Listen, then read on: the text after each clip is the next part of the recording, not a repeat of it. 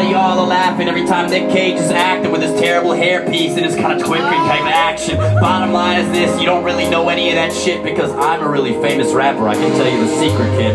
Since I'm world famous with 1 million people watching my shows, I know a lot about Nick Cage and celebrities, yo. Things that you don't get to know because you ain't on celebrity Twitter. Yeah, it's just like yours, but the word count is much bigger. So anyway, this is it. I tap into that net and I see Nicolas Cage talking about the shit he's on, kid. They don't let the regular people know about. See, he just acts, but that's just all a clever disguise for the true things that he has. See, when it comes down, when problems hit your town all around, and you think a superhero's gonna come and sweep them all on out. In fact, it's Nick Cage, babe, who changes the face of the place. He comes inside of your country and erases everything that's terrible, babe. Nick Cage has been alive for years, hundreds of them in fact. And World War II wasn't won by the Allies against the Axis. No, it was Nick Cage. He came in and freed all those cats, and the next thing you know, he was just disappearing like that. See, he's a little guy, slips aside, dips away through time, and then reappears as an actor for a couple of decades at a time. And Nick Cage all of a sudden heard something going down about sweatshops and Pokemon barely getting paid out.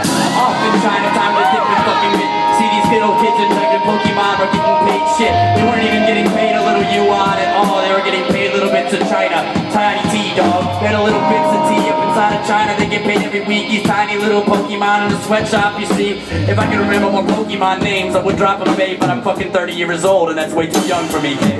So anyway, that's when it's over all said and done. I could probably remember one. Okay, Charmander, son. That's the only one that comes to my brain when I need to draw. And the other ones are fucking disappeared somewhere in whiskey fog. But anyway, these Pokemon are making new Nikes down in fucking China, working for pennies every single night, see? And in terrible conditions, barely fucking living. And that's when Nick Cage calls into the heroic position. He sits inside, get there, and slips into the China side country there, gonna rescue these Pokemon in the middle of the night. That's when he comes and breaks inside this camp, and he realizes the problem is much bigger than Pokemon. See, the bigger was bigger than that, in fact, because it's not just Pokemon making your Nikes, it's binders of women, cat. He's got a bunch of binders of women and stacks, and that's where Mitt Romney keeps all those binders of babes at. He don't keep them in the States, he's gotta export those binders of women to hide them, babe. Because when you got that many trapper keepers filled up with chicks, you can't hide those up in fucking goddamn Connecticut. You gotta dip them out, put them out in Pyongyang, there, let them low in the bit on the Chinese countryside, babe. And a bunch of binders full of girls up there stacked high, and Pokemon slaving away in your Nikes all night. Nick Cage lets it fly, ain't gonna happen now. Goddamn American hero, you'll see one day, child. One day, a couple generations down the line, you'll pick up your dollar bill, and Nick Cage will be on the front line. There won't be no regular picture of Nick Cage at all. It'll be Nick Cage up in fucking Raising Arizona, the real hero, dog. The way you wanna remember is all the extra long, that fucking goatee, wig or whiskers all night, dog. Straight repping, respecting and killing them all. He takes those fucking Pokemon, each one in his arm. You gotta catch them all, leave no one behind, so those Pokemon won't be in that concentration camp to die. And so he takes them, puts them in his pocket, sucking ass. You couldn't fucking collect them like he's rocking. So he's got them all chucked inside of his back and taking a bunch of binders of women back to the States real fast. And he's rescuing everything that comes inside of his way. Hold on 1 second, there was another topic I was supposed to touch on, right? That last one more topic that was all left. Well, if you can't remember that shit, how am I supposed to talk about it?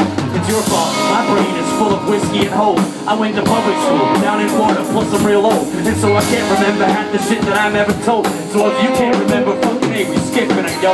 So anyway, bottom line, Nick Cage saves the day, takes those Pokemon and those binders of women away, and brings them back to the stage where we see them everywhere, shining on TV, little diamonds with beautiful hair. So give a round of applause for Nick Cage in the crowd, the real American hero, who's been holding it down. Ignore Bangkok, Dangerous, and 8mm. Those were terrible movies. He's not real, people. Nick Cage is actually the greatest terror you've ever seen, and we're gonna respect him for that till the day he dies, see. So any movie he makes from this point on, no matter how fucking bad, I don't care, dog. Cause that guy went to China, rescued Pokemon, and brought back binders of women for Mitt Romney, dog.